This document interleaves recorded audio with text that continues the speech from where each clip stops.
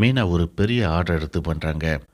ஆனால் மீனாவை அந்த ஆர்டரை முழுசாக செய்ய விடக்கூடாது அப்படின்ட்டு பிளான் பண்ணி விஜயா மீனாவை தடுத்துக்கிட்டே பல வேலைகளை வாங்கிட்டு இருக்காங்க.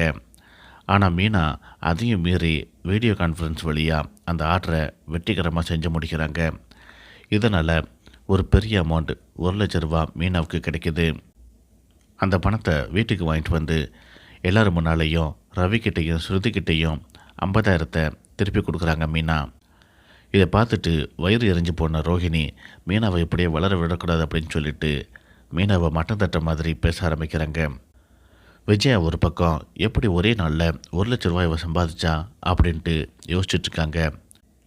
ரோஹிணி மீனாவை பார்த்து சொல்கிறாங்க, இங்கே பாரு மீனா, இப்போ உனக்கு ரூ. 50,000 லாபம் கிடச்சிருக்கு அப்படின்னா அதுக்கு முழு காரணம் ரவி ஸ்ருதி தான். அவங்க உனக்கு ரூ. 50,000 கொடுத்ததுனால தான் அதை வச்சு தான் நீ பிஸ்னஸ் பண்ண. அதனால தான் உனக்கு இந்த லாபம் கிடச்சிருக்குது.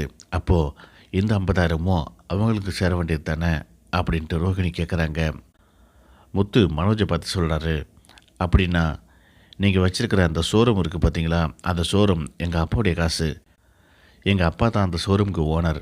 அவருடைய பையன் எனக்கும் அங்கே பங்கு இருக்குது.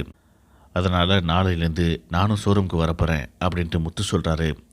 இதை கேட்டு மனோஜ் ரோஹிணி 2 பேரும் ஷாக்காகி போய் நிற்கிறாங்க.